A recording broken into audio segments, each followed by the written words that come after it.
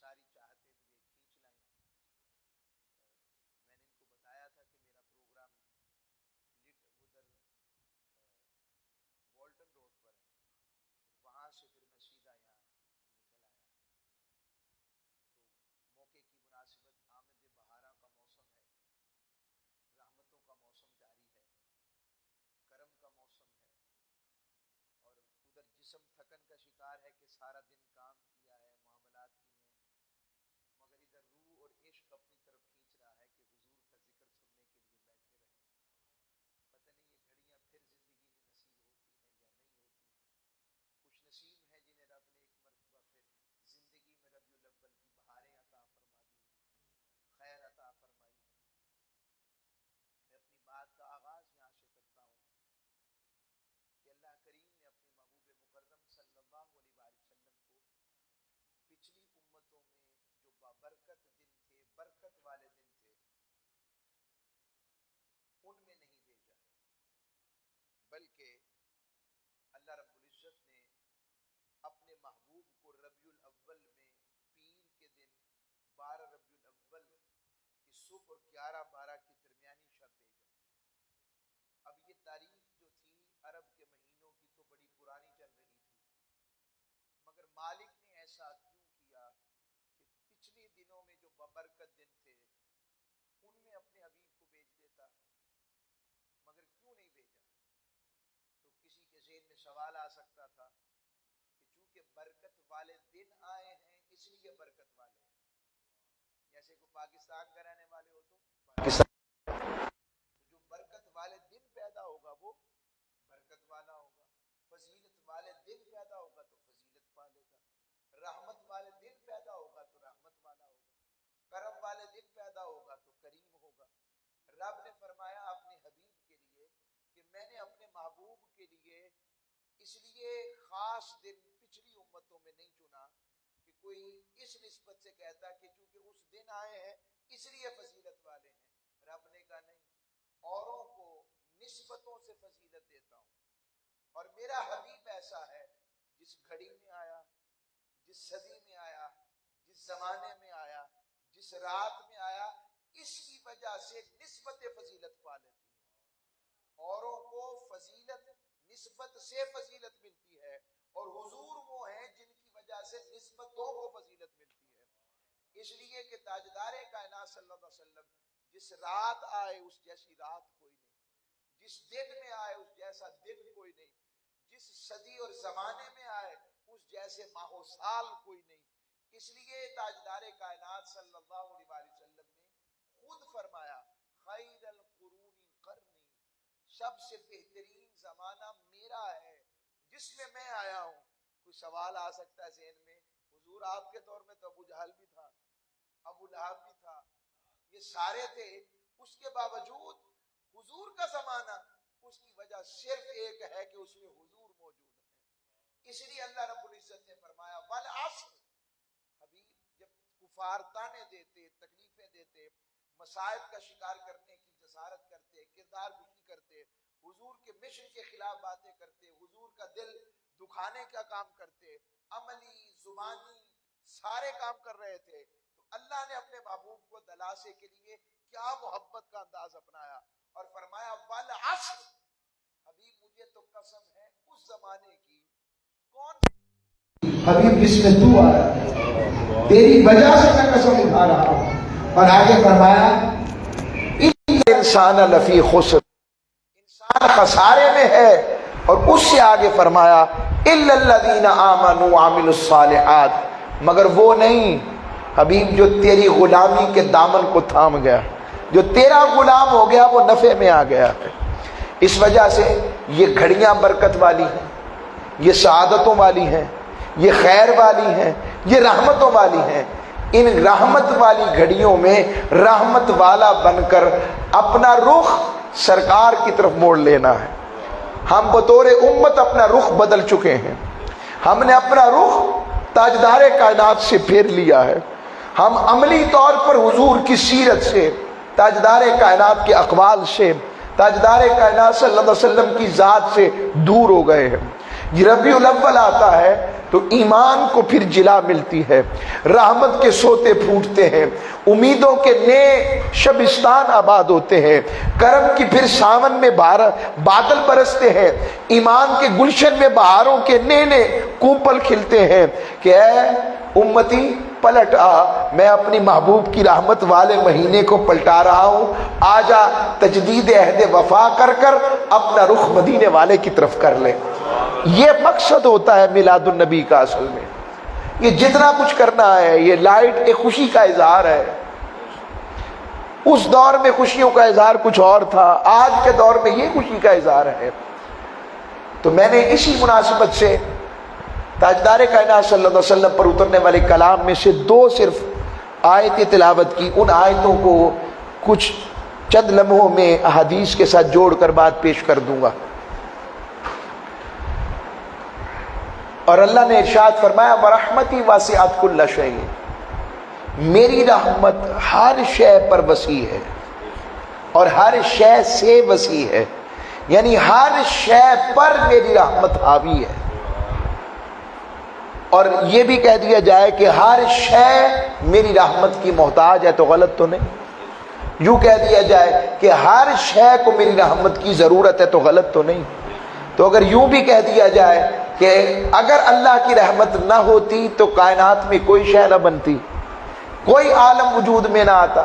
یہ آپ دیکھیں ماؤنٹینیس رینجز کو دیکھیں، پہاڑی سلسلوں کو دیکھیں، کوئی ہندو کش کو دیکھیں، پھر برفانی یہ تودوں کو دیکھیں، آپ سیاچن کے تودوں کو دیکھیں، پھر پہاڑوں کا ایک سلسلہ ہے، وہ جیسے بھی ہوں انہیں عالم جمادات کہتے ہیں۔ اللہ نے فرمایا میں نے انہیں بنا کر بھی یہی کہا ہے وَرَحْمَتِي وَاسِعَتْ كُلَّ شَيْءٍ، کہ یہ بھی میری رحمت کے محتاج ہیں، اگر میری رحمت نہ ہوتی تو میں انہیں بھی تخلیق نہ کرتا۔ آگے آئے مالک کریم، پھر فرمایا مالک اکرم فرماتا ہے کہ یہ جو تم نباتات دیکھتے ہو، یہ جو تم دیکھتے ہو کہ بیج زمین کے اندر چلا گیا ہے، اب بیج کو آپ کبھی مسل کے دیکھیں تو ہاتھ میں مسل آ جاتا ہے کہ بولیے ختم ہو جاتا ہے کہ نہیں، مگر اس کے اندر رب نے اس کے باوجود کتنی طاقت رکھی ہے کہ آپ زمین کے اندر بوتے ہیں نظر نہیں آتا، وہ زمین کا سینہ چیر کر نکلتا ہے اور کیا رنگ برنگ کے پھل دیتا ہے، پھول دیتا ہے، کیا رنگ برنگ کے اس کے اندر پھر پھل آ جائے تو ذائقے ہیں۔ آپ پھل کھاتے ہیں تو ایک طرف سے میٹھا لگتا ہے، ایک طرف سے تھوڑا سا اس میں ترش ہے، پھر ایسا مقام بھی اس میں رکھا ہے، دونوں ذائقے رب ایسے جمع کر دیتا ہے، اس میں آ جاتے ہیں، ٹوٹیلٹی میں آ جاتے ہیں۔ تو یہ ساری باتیں پھر انسان اللہ رب العزت نے ان کو بنایا تو کہا سنو یہ بھی میری رحمت کے محتاج۔ پھر آگے انسانوں کو بنایا، لقد خلقنا الانسان فی احسن تقویم پر پیدا کیا ہے۔ وہ انسان وہاں پیدا کرتا اور بناتا ہے انسان کو جہاں کوئی ہاتھ نہیں جا سکتا، اس کنویں میں کوئی ہاتھ نہیں پہنچ سکتا، ماں کی قربت میں ایسے تخلیق کرتا ہے۔ وہ انسان جو رزق کے لیے مارا مارا پھرتا ہے، اسے بھی قبضے میں لے لوں، حرام و حلال کی تمیز بھول جاتا ہے دنیا میں آ کر، رب کہتا ہے تجھے مجھ پر توکل نہیں ہے، دیکھ مجھ پر توکل کر میرے رستے پر رہ اور میرے رستے کے مطابق رزق حلال کھا۔ تو دیکھتا نہیں تو کہاں تھا؟ تو تجھے وہاں بھی میں نے وہ رزق دیا کہ تیرے دانت نہیں تھے تو وہ رزق دیا جس کے لیے دانتوں کی ضرورت ہی نہیں تھی، وہاں تجھے میں نے قائم رکھا ہے، کامل صورت میں پیدا کرتا ہے، کامل طریقے سے لاتا ہے، ہر چیز مکمل بناتا ہے، وہاں کون سا ہاتھ جا کے اسے تخلیق کر رہا ہے؟ اس کو بنا کر بھی کہتا ہے وَرَحْمَتِي وَاسِعَتْ كُلَّ شَيْءٍ، یہ بھی میری رحمت کا محتاج ہے۔ اگر میری رحمت نہ ہوتی ہے انسان میں تجھے بھی پیدا نہ کرتا، اے عالم انسان تجھے بھی پیدا نہ کرتا۔ جنات کا عالم ہے، فرشتوں کا عالم ملکوت ہے، پھر یہاں سے نکلیں تو پھر عالم ناسوت سے اوپر جائیں، عالم لاہوت ہے، ہاہوت ہے، پھر عرش ہے، پھر کرسی ہے، پھر لوح ہے، پھر قلم ہے، حتیٰ کہ ساری کائنات کو بنا کر ایک ہی بات ہے کہ یہ سب میری رحمت کے محتاج ہیں۔ اگر میری رحمت نہ ہوتی تو میں انہیں بھی تخلیق نہ کرتا۔ مالک سے ہم نے پلٹ کر پوچھا عاشقوں نے، مالک اگر تیری رحمت کو دیکھنا چاہیں کسی مجسم شکل کے اندر، کسی امبوڈیمنٹ کے اندر، تو مالک وہ کہاں نظر آئے گی؟ ہم اسے دیکھنا چاہتے ہیں۔ رب نے کہا کیا تم نے میرے رحمت کو مجسم شکل میں دیکھنا ہے؟ جی مالک، کہا آؤ بتاتا ہوں، مجھے تم پر رحم آ گیا ہے، ذرا فارا کی چوٹیوں کی طرف دیکھو، 11-12 ربیع الاول کی درمیانی شب ہے، قریش ان فارا کی چوٹیوں میں بستے ہیں، اور ان قریش میں ایک قبیلہ بنو ہاشم ہے، بنو ہاشم کے قبیلے میں ایک عبداللہ کا گھر ہے، عبداللہ کے گھر میں ایک بی بی آمینہ ہے۔ دیکھو آمینہ کی گود میں جو میں اپنی شان والا، رحمت والا، پیار والا، والضحیٰ کے چہرے والا، واللیل کی زلفوں والا، علم نشرہ کے سینے والا، مازاد کے نینوں والا، ید اللہ کے ہاتھوں والا، میں لا اقسم بہذا البلد کی چال والا، وما ینطق عن الہویٰ کی زبان والا، اسوہ حسنہ کی خیر والا، والضحیٰ یہ سارے شمائل کا مرکب، وہ سارے خصائل کا مرکب، وہ سارے خصائص کا مرکب، وہ محبت کا مرکب، وہ شفقت کا مرکب، وہ رحمت کا مرکب، وہ ایسا حسن والے بھی اس کے حسن کی تاب نہ لا سکے، کرم والا ایسا کہ حشر میں بھی سب اس کے کرم کے محتاج ہوں گے، کریم ایسا کہ کوئی اس کے در سے خالی نہیں جائے گا، رحمت والا ایسا کہ اس کی زلفیں بھی رحمت بنائی ہیں، اس کا چہرہ بھی رحمت بنایا ہے، اس کے کان بھی رحمت بنائے ہیں، اس کی بینی بھی رحمت بنائی ہے، اس کی زبان بھی رحمت، اس کے دندان بھی رحمت، اس کے ہاتھ بھی رحمت، اس کا جسم سراپا سر سے لے کر پاؤں تک رحمت ہی رحمت ہے۔ وہ بولے تو رحمت، وہ دیکھے تو رحمت، وہ چلے تو رحمت، وہ دیکھ تو رحمت، وہ جائے تو رحمت، وہ آئے تو رحمت، اور وہ جا کر بھی کہیں نہ جائے تو رحمت۔ میں نے رحمت بھیج بھیج کر اسے یہ ٹائٹل دے دیا ہے، وما ارسلناک الا رحمت للعالمین۔ میں نے اپنے محمد مصطفیٰ کو آمینہ کی گود میں اپنی رحمت کی مجسم صورت بنا کر اتارا ہے۔ نعرہ تکبیر، نعرہ رسالت، نعرہ رسالت، نعرہ حیدری۔ اب ایک سوال ہے یہاں پر، اور بڑے بڑے عقدے حل ہو جاتے ہیں چند باتوں سے، اور وہ سوال یہ ہے، اللہ رب العزت نے اپنے لیے قرآن میں ابتدا کی تو فرمایا الحمد للہ رب العالمین، تمام تعریفیں اس اللہ کے لیے جو تمام جہانوں کا پالنے والا رب العالمین۔ سوال ہے کیا رب العالمین خود رحمت للعالمین نہیں ہے؟ اللہ بھی رحمت للعالمین، بلکہ وہی ہے تو حضور ہے نا، پہلا رحیم تو اللہ ہے، اور عالموں کے لیے رحمت خود اللہ ہے، مگر اللہ نے یہ ٹائٹل حبیب کو دیا ہے۔ رب نے کہا میں پالنے والا ہوں، کئیوں کے ذہنوں میں آئے گا پتہ نہیں وہ کتنی رحمت والے ہیں، تو میں اس کتنی کو ختم ہی کر دیتا ہوں، کہ جہاں جہاں میری ربوبیت ہے نا وہاں سونیا وہاں وہاں تیری رحمت ہے۔ اور اس میں ایک اور نقطہ سمجھیں، عالمین کا رب ہونے کی وجہ سے جتنے بھی عالم ہیں، میں اس بحث میں نہیں جا رہا، جتنے بھی عالموں کی مخلوقات ہیں وہ جانتی ہیں نا ہمارا اللہ ہے۔ کمری کی کوئل میں دیکھ لیں، پتے بھی ثنا کس کی کر رہے ہیں، بوٹا بوٹا پتا پتا کس کی ثنا کرتا ہے۔ یہ مینڈک نہیں دیکھتے، مینڈک تاجدار کائنات نے یہ بھی حدیث کا مفہوم فرمایا، اسے نہ مارا کرو یہ اللہ کا ذکر کرتا ہے، حضور نے فرمایا۔ تو اب ہم کس کو کیا کہیں گے، مینڈک تو وہ کیا کرتا رہتا ہے، وہ ایسے لگتا ہے جیسے آوازیں جب مل کر کتنی عجیب لگتی ہیں، مگر حضور نے فرمایا اللہ کا ذکر کر رہا ہے۔ اس کا مطلب سارے عوالم، ساری مخلوقات اللہ کو جانتی ہیں نا، اور اللہ چونکہ پالن ہار ہے تو جانتا ہے کہ نہیں۔ تو جو لوگ جس کے ذہنوں میں یہ سوال آئے حضور کو پاس کتنا علم ہے، بس اتنا ہی سمجھ لیں، اگر سارا عالمین والے انہیں رحمت مانتے ہیں نا تو وہ رحمت والا بھی سارے عالموں کو جانتا ہے، ورنہ وہ رحمت للعالمین نہ ہوتے۔ اب ایک سوال آپ کے ذہن میں آ سکتا ہے، بات تو بڑی اچھی ہے، پہاڑ حضور کو جانتے ہیں؟ پہاڑوں کی تو کوئی بولی نہیں ہے۔ آئے ہیں تاجدار کائنات صلی اللہ علیہ وسلم کی بارگاہ میں پہنچتے ہیں، حضور علیہ السلام ایک پہاڑ پر سوار جا رہے اور چڑھ رہے ہیں، اور جیسے ہی چڑھے ہیں تو وہ وجد میں آ گیا، وہ احد پہاڑ، اور حضرت صدیق اکبر، فاروق اعظم، عثمان غنی، مولا علی سب ساتھ ہیں۔ تو حضور نے اپنے قدمین مبارک سے اسے تھپ تھپایا اور کہا احد خیال کر، تجھ پر ایک نبی، 3 شہید، 1 صدیق کھڑے۔ ابھی شہادت کا کوئی دور دور تک سما نہیں، حضور پہلے سے ہی ان کی خبریں دے رہے ہیں کہ 3 شہید ہیں اور 1 صدیق کھڑا ہے اور میں اللہ کا نبی کھڑا ہوں۔ پہاڑ، اور حضور نے پہاڑ میں تو اظہار محبت کبھی نہیں کرتا ہے، آج تک کیا کسی کے ساتھ تو مجھے دکھا دیں، حضور کے ساتھ کیا ہے۔ اسی لیے سرکار نے وہ احد پہاڑ کی طرف اشارہ کر کے کہا کاش ہم اس پہاڑ کی کوئی ازخر بوٹی ہوتے، کوئی گھاس ہوتے، اس کا کوئی پتھر ہوتے۔ حضور نے اسے کہا ہے یہ احد پہاڑ ہے، ہم اس سے پیار کرتے ہیں، یہ ہم سے پیار کرتا ہے۔ کیا محبت ہے اس کی۔ تو تاجدار کائنات صلی اللہ علیہ وسلم پہاڑوں کے ساتھ یہ، پتھروں کا عالم یہ ہے کہ حضور علیہ الصلوۃ والسلام فرما رہے ہیں میں نے ابھی اعلان نبوت نہیں کیا تھا تو میں ایک پتھر کے پاس سے گزرتا تھا، وہ مجھے کہتا تھا السلام علیکم یا رسول اللہ، اللہ کے رسول آپ پر سلام ہو۔ تو میرا سوال ہے پتھر کو پتا ہے یہ رسول ہے، رسول کو نہیں پتا میں رسول ہوں؟ کہ 40 سال بعد پتا لگ رہا ہے کہ میں رسول ہوں۔ پتھر کو پتا ہے یہ رسول ہے، درختوں کو پتا ہے یہ رسول ہے، شجر حجر بحر و بر کو پتا ہے، تو نبی کو نہیں پتا؟ ایک سوال ہے۔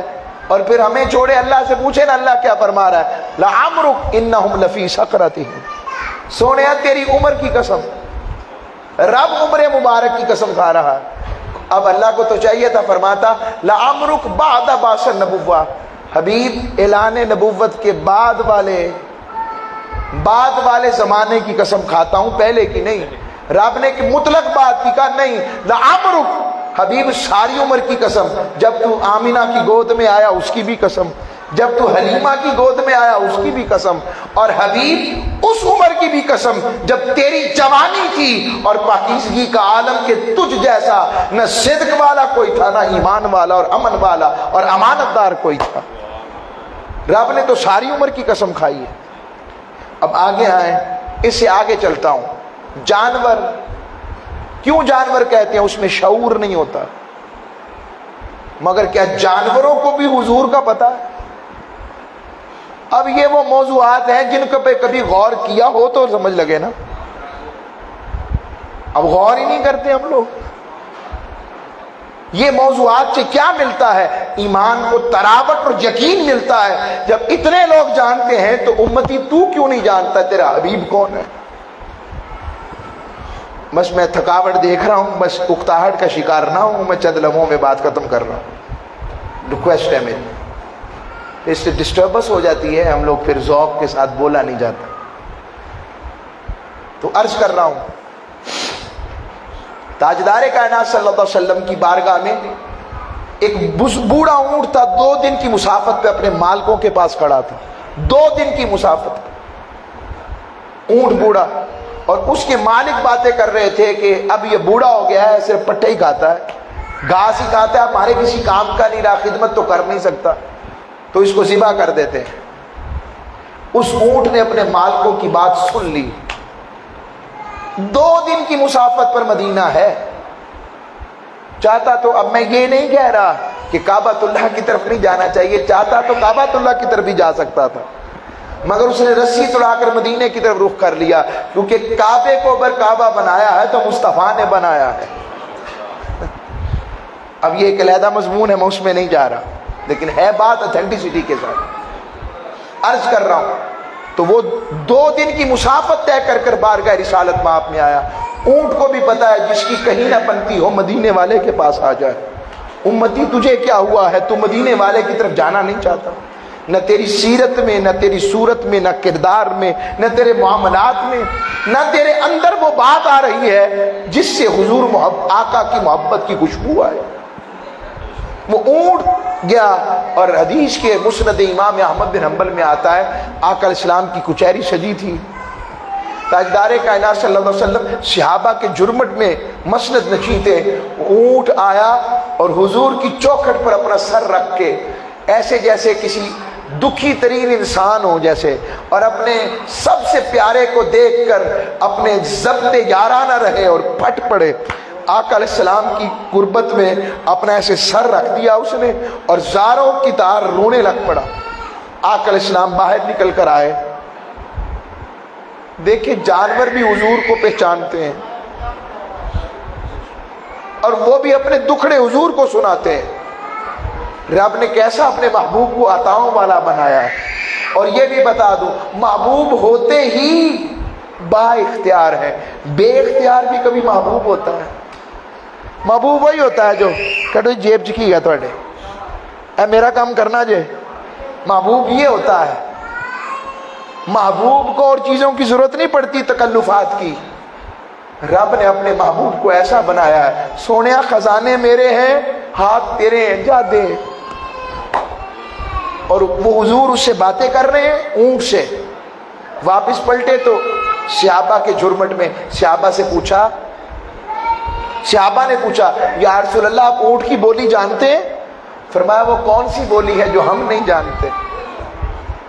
اتنے میں اس کے مالک آ گئے، اور مالکوں نے آ کر کہا ہمارا اونٹ گم ہو گیا ہے یا رسول اللہ، وہ مل جائے تو دے دیں۔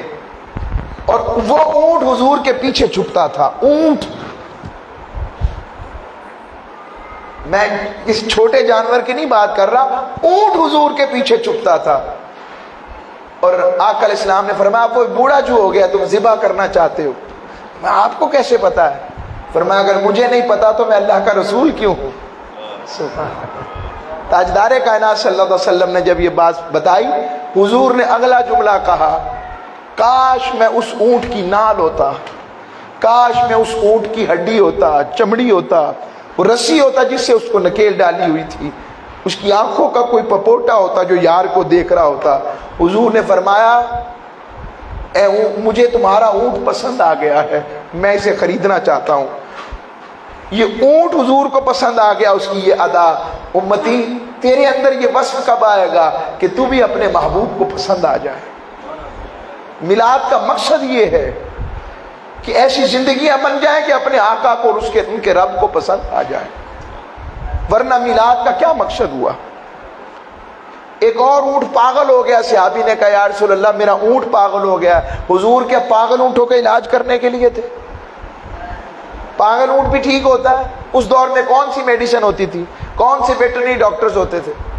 اور حضور کے پاس آیا ہے، تاجدار کائنات نے کہا چلو چلتے ہیں۔ گئے تو وہ اندر جانے لگے جہاں اونٹ تھا باغ کے اندر، وہ صحابی کھڑے ہو گئے یا رسول اللہ آپ کو نقصان نہ پہنچا دے۔ فرمایا تمہارے لیے پاگل ہے، میرے لیے تھوڑی ہے۔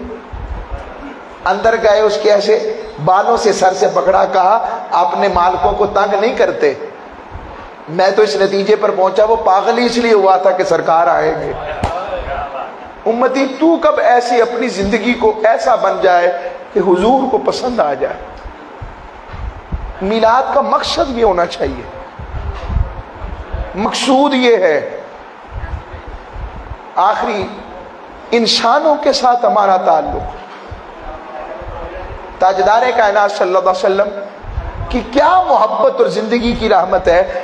10 سال کا بچہ حضرت ام سلیم نے پیش کیا، جن کا نام انس ابن مالک ہے۔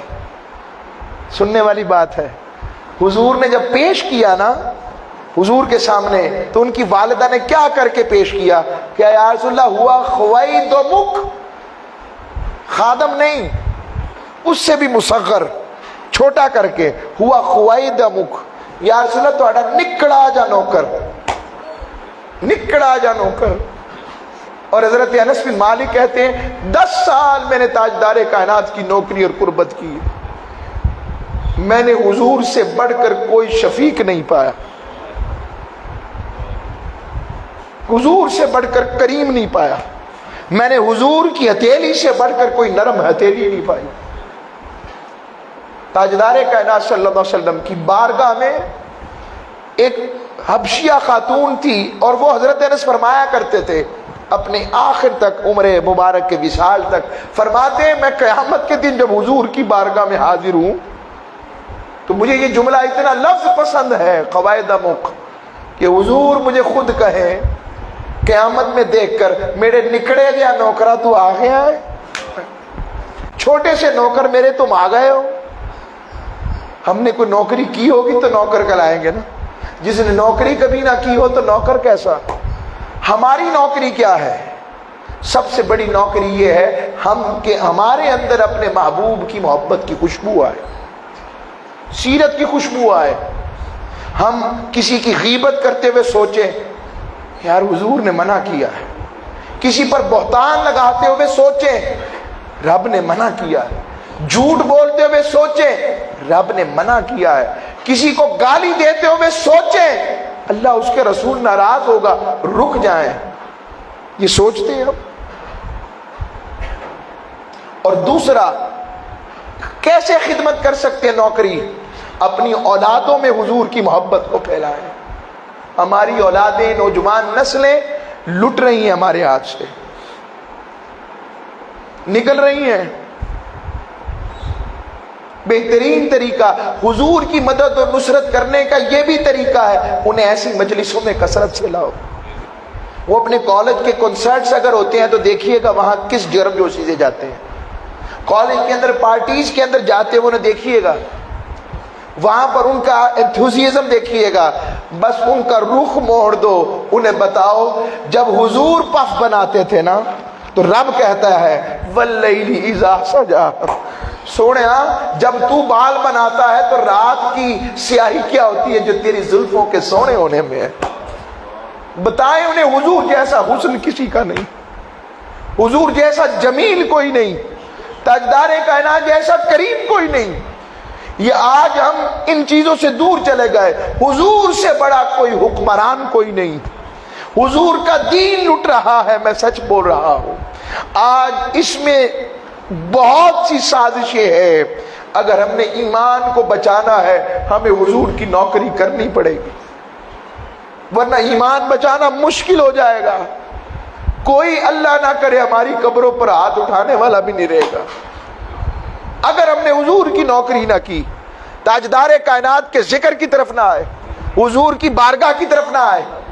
آقا علیہ السلام بیٹھ جائیں، سرکار کا ذکر ہو رہا ہے، کوئی بات نہیں، یہ بڑی چیز ہے. میں نے بولا، مجھے بولنا چاہیے تھا. ان کی چیز ہے نا. اللہ کو سلامت. درود پاک پڑھ، درود پاک، صلاۃ والسلام علیہ. چلیں ہم توجہ کریں. تو یہ آقا علیہ السلام کی محبت کی بات ہے، حضور کی چاہت. حضور کے دور میں آقا علیہ السلام کے مدینے میں ایک حبشیہ خاتون تھی، جھاڑو لگاتی تھی مسجد نبوی کو. فوت ہو گئی، وصال کر گئی. لوگوں نے رات کے وقت دفنا دیا. 2-3 دن نظر نہ آئی. حضور نے پوچھا کدھر ہے وہ؟ کہ یا رسول اللہ وہ تو انتقال کر گئی، ہم نے تو دفنا دیا. حضور ناراض ہوئے، مجھے کیوں نہیں بتایا؟ ہو میری مسجد کی خادمہ، مجھے تم نے بتایا ہی نہیں، مجھے اس کی قبر پہ لے کے جاؤ. قبر پر لے جایا گیا. حضور نے وہاں کھڑے ہو کر ان کی نماز جنازہ پڑھی. وہ جو یہودی بچہ تھا، ہم نے تو مسجدوں میں اپنے بچوں کا داخلہ ہی بند کر دیا ہوا ہے. خبردار تو اگے آیا. آپ یقین جانے میں ٹیچر ہوں. صابری صاحب سے پوچھیں، آپ صرف ایک کام کریں، جو بچہ فرسٹ ڈیسک پہ بیٹھا ہوتا ہے نا اس کو کچھ بھی نہ کہیں آپ آخری ڈیسک پہ چلے جائیں. بس وہ کچھ بھی نہیں کرے، وہ دھاڑے مار کر رونے لگ پڑے گا. تھوڑا سا بھی احساس لائق بچہ رونے لگ پڑے گا. سر مجھ سے کیا ہوا ہے، سر میں سے کیا کمی رہ گئی ہے. ہم یہاں بچوں کی تربیت ہی نہیں کرتے الا ماشاء اللہ. مسجد میں آ جائیں، بچوں کا کام تو شور کرنا ہے، ہمارا کام انہیں پیار کرنا ہے. ایسے کہنے آخری صف، یہ بھول جاتے ہیں آخری صف میں حضور کے دور میں ان کی ماؤں کی صف بھی ہوتی تھی. اور ماں پتہ ہو صحابیہ ہو، اس نے کہہ کے نہیں لائی ہوگی حضور کے سامنے شور نہیں کرنا، چپ کہے گی کہ نہیں؟ بولیے نا. تو آج کیا ہے، امام حسن و حسین پہلی صف میں ہوتے تھے کہ آخری میں؟ جو اوپر چڑھ جاتے تھے پہلی میں ہوتے تھے. تربیت کریں. پھر انہوں نے اس کا خراج اور کیسے مقدر کا ستارہ اسلام کا اونچا کیا، گردنیں کٹوا دی، نانا کے دین کو نیچے نہیں آنے دیے. ہم اپنے نوجوانوں کو مسجدوں سے دور کر رہے ہیں. تیری پینٹ نہیں ٹھیک، تیری شرٹ ہے ہی نہیں، اور وہ مسائل وہ ہیں جو مسئلے ہیں ہی نہیں. یہ بھی حضور کی سیرت ہے. مسئلہ کف الصوب پتہ ہی نہیں لوگوں کو. اب انہوں نے شرٹ پہنی ہے، یہ کامل ہے، یہ سطر نہیں ہے ان کا. اس بھائی جان نے جو ہاف سلیو پہنی ہے، اس میں نماز پڑھیں گے، کامل نماز ہوگی، ناقص نہیں ہوگی. پوچھ لیں علماء سے. مکروہ بھی نہیں ہوگی کیونکہ یہ سطر ہی نہیں. سطر تو مرد کا ناف سے لے کر نیچے تک ہے. میں آپ کو یہ مثالیں دے رہا ہوں چھوٹی چھوٹی. ہماری سختیوں نے کہاں لے گئے. ہم نے حضور کے دین کے ساتھ کیا کیا ہے؟ اپنی نوجوان نسل کو دور کیا ہے. خدا را ہم نے پیار کر کے انہیں محبت کی طرف لانا ہے. انہیں بتانا ہے حضور سے بڑا آئیڈیل ہے ہی کوئی نہیں, ان سے بڑا کوئی نہیں ہے. اس سے بڑا پیار کرنے والا کیا ہو. ماں باپ قبر تک لے لا سکتے ہیں, حضور وہاں بھی آ جاتے ہیں, امتی پہچان لے مجھے اور جا جنت میں. وہاں بھی آ جاتے ہیں, میں ہوں نا, گھبرانا نہیں ہے. تو حضور کے دور میں یہودی بچہ آقا کے نالین گود میں لے کر بیٹھتا تھا. کئی دن نظر نہ آیا تو حضور نے پوچھا کدھر ہے؟ کہا وہ تو موت کے قریب چلا گیا. حضور نے کہا جلدی چلو اس کی خبر لینے.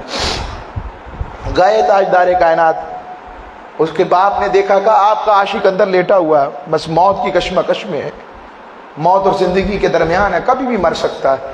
حضور گئے, اپنا دست شفقت اس کے ماتھے پہ رکھا. ہم تو ایک دوسرے کے رشتہ داروں کے ہاں پتہ لینے نہیں جاتے, بیمار ہو جائے تو ایسے ہاتھ رکھا. اس نے اپنی آنکھیں کھولی, حضور کو دیکھا تو چہرے پر بہار آ گئی. حضور نے کہا جب اتنا پیار کرتا ہے تو پھر ہمارا کلمہ کیوں نہیں پڑھ لیتا, ہمارا کلمہ پڑھ. اس نے اپنے باپ کی طرف دیکھا, باپ نے کہا جو ابو القاسم کہتے ہیں کر گزرو. اس نے انہی لفظوں کے ساتھ کلمہ پڑھا, اور جیسے ہی کلمہ پڑھا جان نکل گئی. اب وہ جملہ ہے جو زندگی کی بہار بن جانی چاہیے, جو ہمارا موٹیو ہونا چاہیے. حضور نے اس کے باپ سے کہا اب یہ تمہارا نہیں ہے, اب ہمارا ہے. آئے کسی کو آقا کی خاطر معاف کر کے کو دیکھیں. میلاد پر جس رشتہ دار سے ناراض ہے اس کے گھر جا کر میلاد کی خوشی کے صدقے اس کو جوڑ کر تو دیکھیں. حضور نے فرمایا ہو میرے نالین والا اور جائے جہنم میں میرے نالین سے پیار کرنے والا. آؤ انہی محبتوں کے ساتھ, یہی میلاد ہے. اور جو میلاد نہیں سمجھ سکتے کتنے منانا لکھا ہے, کہاں لکھا ہے, کیسے لکھا ہے, بتائیں مجھے. یہ میلاد میں جو سیرت اور کردار رحمت کا درس ملا ہے, کیا اس سے دل میں کیفیت بدلی ہے کہ نہیں بدلی؟ بتائیں. اور میں ایک جملہ پوچھتا ہوں, ابھی حضور کے ذکر کا اعجاز دیکھیں, ذکر مصطفیٰ سن کے کیا حال ہے آپ کا؟ کیفیت بدلی ہے نا؟ تو جنہوں نے دیکھا ہوگا وہ کیا کرتے ہوں گے حضور کو دیکھ؟ لٹ نہیں جاتے ہوں گے؟ آؤ لوگو, میں جہاں سے آیا تحریک منہاج القرآن یہی پیغام دے رہی ہے. ہم اسی محبت کے پیغامبر ہیں, اور یہ عالمی میلاد کانفرنس اسی لیے سجائی جاتی ہے کہ یہاں پر آئیں اور حضور کے عشق کے ترانے ناپیں. پوری دنیا کے لوگ, عرب و عجم کے لوگ آتے ہیں, شیوخ آتے ہیں, اور وہاں پر وہ بھی آ جاتے ہیں. ہم تو پیار کرتے ہیں, ہر مکتبہ فکر کا آ کے اس میں خطاب کر رہا ہوتا ہے. تو کس کی بات ہوتی ہے؟ بات تو حضور کی ہوتی ہے. پتہ لگا کہ حضور کا ذکر کرنا سب سے بڑی چیز ہے. قرآن جن کے ذکر سے بڑا یہی میلاد ہے. میں بھی شرعی حکام کی طرف جاؤں تو پھر علیحدہ مضمون ہے, اس طرف نہیں جا رہا.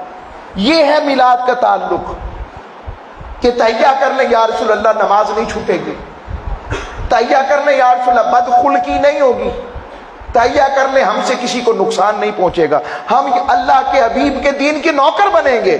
نوکری کا طریقہ یہ ہے دین کو اپنے اندر لا کر اپنی اولادوں میں لائیں گے. کتنے ہم دفتروں کے لیے, اسکولوں کے لیے بچوں کو اٹھاتے ہیں, کبھی اتنے زور سے نماز کے لیے اٹھایا؟ ہم سے بچہ ناراض ہو جائے نا, ہم بچے سے ناراض ہو جائے, ہمارے خلاف کو بات کر لے, ہم کہتے ہیں بولتا نہیں میں تم سے. کبھی کر کے دیکھیں, تم نے آج درود نہیں نہ پڑھا, تم نے آج نماز نہیں نہ پڑھی, تم آج محفل نعت میں میرے ساتھ نہیں جانا نا, جاؤ میں تمہارے ساتھ نہیں بولتا. کر کے دیکھیں آپ, آہستہ آہستہ آپ کے رستے پر آ جائیں گے, زندگیاں بدلیں. ہمارے حضور شیخ الاسلام نے ہمیں یہی سکھایا ہے. اور جو حضور کی نوکری کر اللہ سب کو سلامت رکھے. ہمارا اختلاف میں ہم تو پیار بانٹنے آتے ہیں. یہی تحریک منہاج القرآن کا پیغام ہے, یہی اور حضور کی نسبت والوں کا پیغام ہے. آپ سے گزارش ہے آپ بھی میلاد النبی کی اس عالمی میلاد کانفرنس میں شرکت کریں, فیملیز کے ساتھ آئیں, سب کے لیے بہترین انتظام ہوتا ہے. اس سے بڑی رات کائنات میں ہے ہی نہیں. آپ کہیں کہ لیلۃ القدر سے بھی بڑی رات ہے؟ ہاں. وہ کیسے؟ میں آپ سے پوچھتا ہوں, مہمان بڑا ہوتا ہے کہ تحفہ؟ اونچی بولیے گا ذرا. مہمان نا, تو حضور کائنات کے مہمان خصوصی نہیں ہے؟ بولیے نا. اور تحفہ کیا ہے حضور کا؟ قرآن. تو قرآن کس رات آیا؟ وہ ہے خیر من الف شہر، 1000 مہینوں سے افضل، 80 سال کے برابر. تو جس رات مہمان خصوصی آئے، آگی بات سمجھ. اس سے ہمارا کیا تعلق؟ سنت نگر کرشن نگر کی طرف زیادہ ہوتا تھا، ساندے کی طرف گانا بجانا، ڈانس کے نام کے اوپر، ٹرالوں کے اوپر. اس کو روکیں، اس کا کوئی تعلق میلاد النبی سے نہیں ہے، کوئی تعلق ہم سے نہیں ہے. میلاد یہ ہے جو ہم کر رہے ہیں، جو شیخ صاحب نے سجایا اور ہم سب کو بلایا. اللہ آپ سب کو عمل والا رکھے، خیر والا رکھے، برکتوں والے رہیں.